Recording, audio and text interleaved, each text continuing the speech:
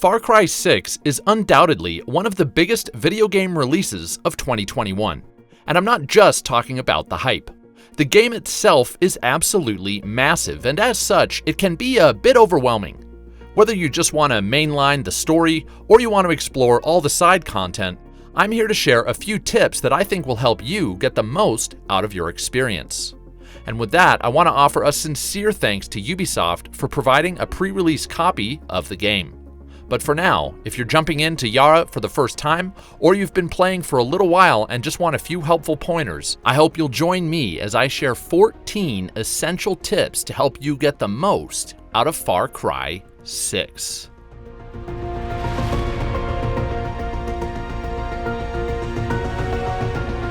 Before we begin, here's a fun fact. Of all my viewers, only around 4% are actually subscribed to my channel. That means the next time I post a video just like this, 96% of my viewers won't get notified. So if you enjoy this video and you want to watch others just like it, consider subscribing. Or heck, even share this video with a friend. Or if you think this video is, total crap, let me know in the comments. And with that, let's get into it.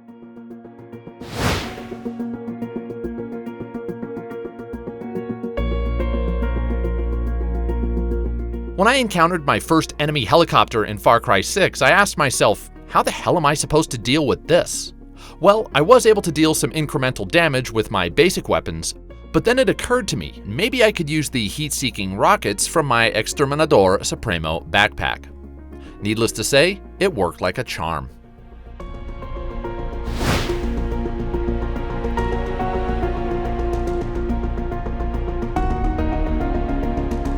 In a lot of open-world games, it can be tempting to spend a lot of time in the opening area learning the game's mechanics and just getting a feel for things.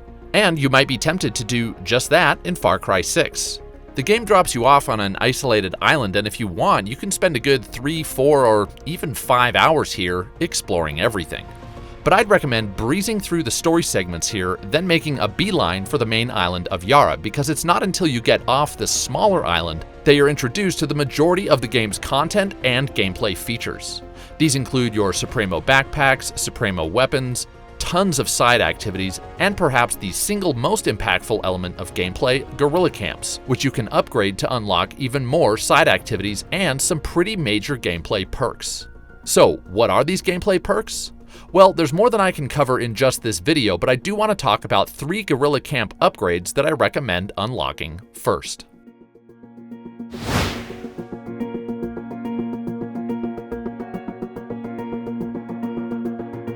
Just to set the stage, Guerrilla camps in Far Cry 6 act as a sort of home base where you can upgrade equipment, upgrade your weapons, access core story missions, and access some of the game's side content.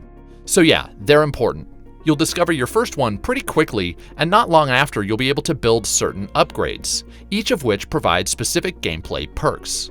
However, these additions cost resources, and you can only build 2 additions per Guerrilla camp, so you have to pick and choose which additions to build first.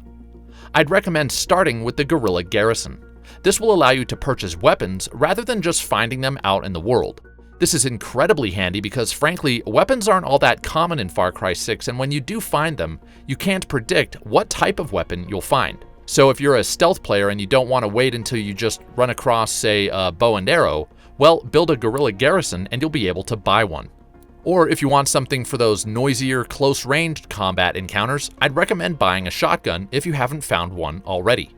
Heck, even if you have a weapon but it doesn't have the upgrade slot you want for, say, a sight or a silencer, you can buy weapons with the upgrade slots you prefer.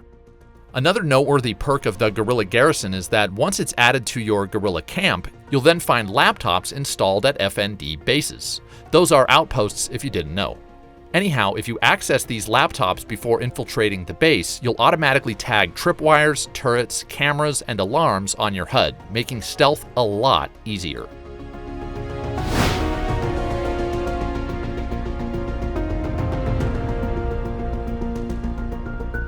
The next upgrade you build is sort of up to your own preference, but I would recommend one of 2. Do you want to buy new gear, or expand your fast travel locations? I'd recommend upgrading your gear, which is what you'll be able to do if you build the Bandidos Barracks. Similar to weapons, gear isn't all that common in Yara, but unlike weapons, gear provides certain character perks for Danny. At first, some of these perks might seem kinda lame, but as you develop your gameplay style in Far Cry 6, I think you'll discover a few of them make things quite a bit easier. If you prefer stealth, you can buy pieces of gear that make Danny quieter or faster. If you like to run and gun, you can find gear that boosts your defense against certain types of ammunition. And what really sold me on gear is that some pieces actually provide Danny with new abilities.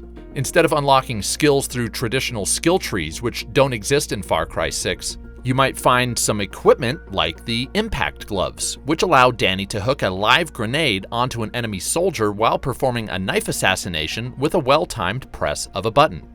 Or the dark tech gloves, which cause throwing knives and axes to lock on to enemies.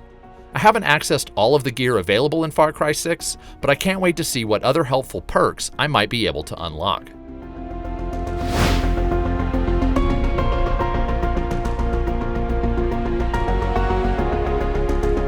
Now, no matter in what order you upgrade your Guerrilla camp, for your 3rd edition you'll actually need to find your 2nd Guerrilla camp on Yara's map. But that won't take long if you venture into one of the other areas on Yara. Once you do, I'd recommend building the Hideout network. If you've been playing Far Cry 6 for a few hours and you're thinking, man, fast travel locations are really hard to come by, well, the Hideout network will add a shop to your camp where you can pay to have fast travel locations added to your map.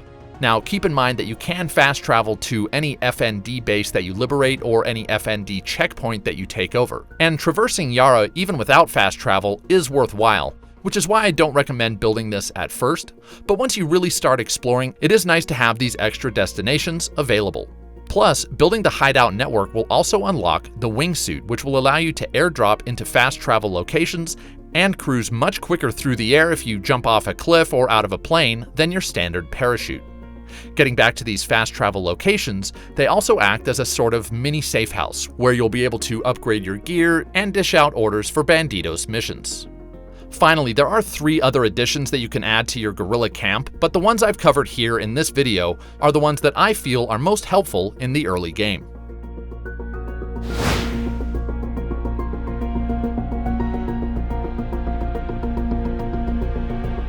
Now, this might be open world gameplay 101, but if you've played Far Cry 6 for a few hours and you're wondering, where are all the side activities? Well, you might not yet have seen many of these exclamation point icons out and about. They identify NPCs and the occasional map or document that will dish out intel that will then reveal the location of the game's many side activities on your map. These include interception missions that allow you to chase down supply drops, FND bases that you can liberate, anti-aircraft turrets that you can destroy in order to clear airspace, checkpoints that you can seize to clear roadways, and more. Now, it can take a while to fill out the map with this side content, so if you do like taking part in side activities, make sure that you stop and investigate these exclamation points whenever you see them. And one note here, I did occasionally run into NPCs who didn't have this icon above them, but who would still dish out intel if I talked to them. This may have been a bug, but if not, know that not every NPC that has intel is marked by an exclamation point.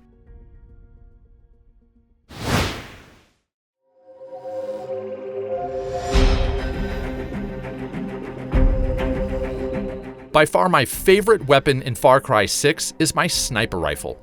The one I found pretty early in the opening area and which I still use to great effect is called the Yaran SR-A. Now, this was some time ago for me and I wish I had written it down, but I believe I found this in the very first checkpoint that you'll take down as part of the main questline. When you get there, just search for the checkpoint key and use it to access the stash at the checkpoint. Assuming the game doesn't randomize loot, which I don't think it does, but correct me if I'm wrong there, inside you should find this sniper rifle. Now, this gun alone isn't all that great, but once I upgraded it with a silencer and a decent scope that let me zoom in, I found this weapon to be more than satisfactory for picking off soldiers from quite a great distance. Perfect for stealth or just thinning out the guards at an FND base before heading in, guns blazing.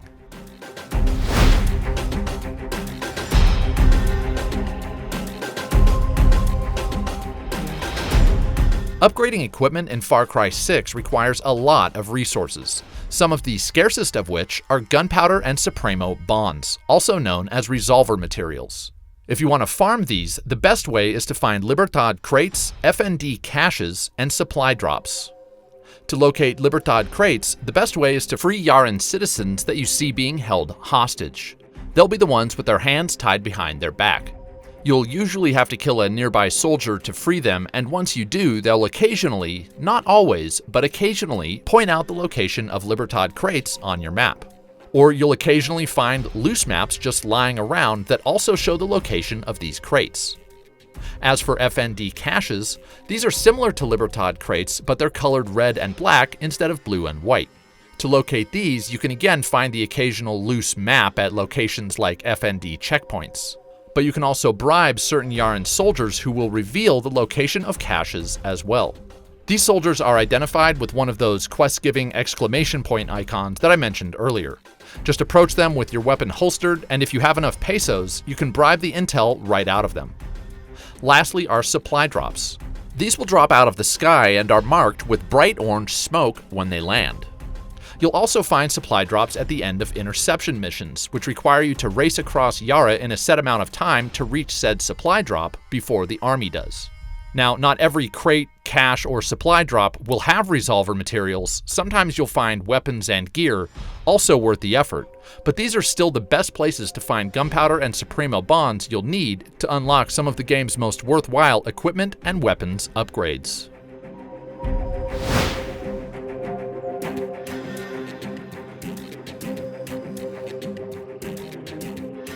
This is a short one, but if you get attacked by guards driving up in a big truck, this happened all the time while I was taking out checkpoints, search for the fuel tank under the driver's side door. Several well-aimed bullets should be enough to cause the entire truck to explode and take out any nearby guards.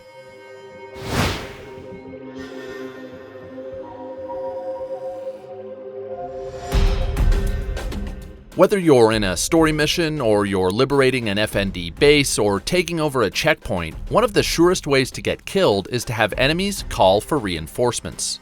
To prevent this, you'll want to take out alarms and high-ranking officers first. Thankfully, you can locate and tag both as you scope out locations using your cell phone.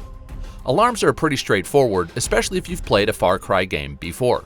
As for high-ranking officers, they're highlighted in yellow, and as you can see, they can not only call for standard reinforcements, they can also call in airstrikes. Anyhow, I recommend taking out both alarms and high-ranking officers using stealth. After that, going in guns blazing is a lot less risky. And even if you do want to keep using stealth, at least now if you get caught, you'll only be up against the officers on site instead of half the Yaren military.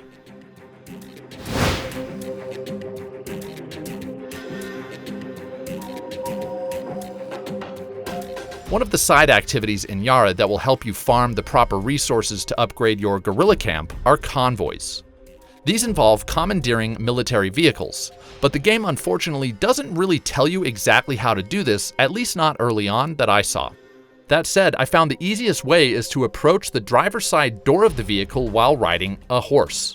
Yep, a horse. Then a well-timed button press will cause you to lunge into the vehicle and murder the driver. Easy peasy. Now, you can do this same maneuver from a car, but the horse was plenty fast and it was actually easier to steer through oncoming traffic. Anyhow, to complete the mission and get as many resources as possible that will help you upgrade your guerrilla camp, drive the truck to a vehicle pickup point, which are usually found at guerrilla camps or at FND bases you've captured.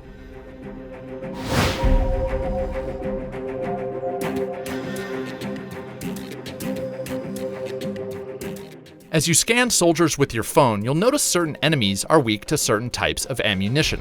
This might seem inconsequential at first, but I found it super beneficial to always keep in my inventory at least one weapon that was effective against enemies weak to armor-piercing rounds, and one effective against enemies weak to soft target rounds. The downside of this is that you might frequently be switching between weapons, but I actually found it rewarding to be able to adapt my arsenal on the fly based on the enemies I was up against.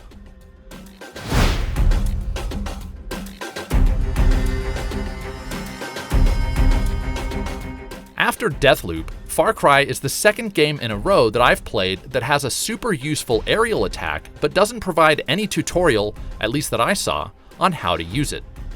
Now, this might be old news to fans of Far Cry, but if you're new to the series, all you have to do is jump down directly on top of an enemy from above to perform a stealth melee assassination. No button input required. You can even drop down onto an enemy from a zipline, and this will still work automatically. Now, you do have to be somewhat precise with your landing. Get right on top of your victim, otherwise you'll just give yourself away. But if you do it right, you'll perform a silent, completely stealthy, instant takedown from above.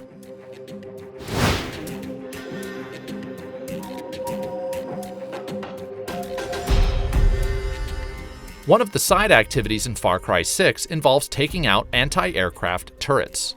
Once you do, you'll clear the airspace so you can fly around at will.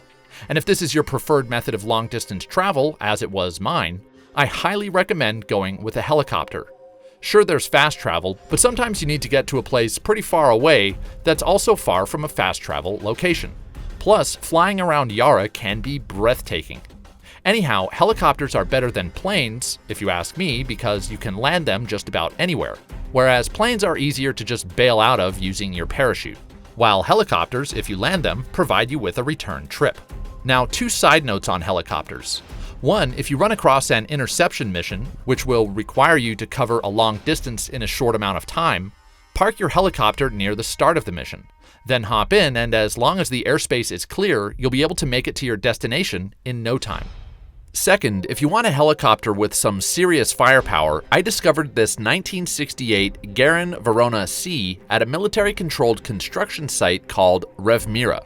I found the chopper on a rooftop during a story mission, but I have a hunch it'll be there anytime you drop by. Again, let me know in the comments if I'm wrong about that. Anyhow, just hop in and fly it to your nearest helipad pickup, which you'll find at your Madrugada Guerrilla camp. Then this baby is yours whenever you need a quick ride in the sky. And there you have it. I hope these tips help you get off to a good start in Far Cry 6, one of my favorite open world games that I've played in quite some time. Now, I plan on shifting my channel to include a lot more tips and strategy guides. So if you like this content, consider dropping a like and subscribing if you want more. And as always, I want to thank my Boss Mode patrons, Brock and Bare Knuckle Bob. If you'd like to support my channel on Patreon, you'll literally be helping as I make future content just like this. You'll find the link in the description. Lastly, you can follow me on Twitter @QuestModeGames, and with that, I want to remind everyone to never stop questing.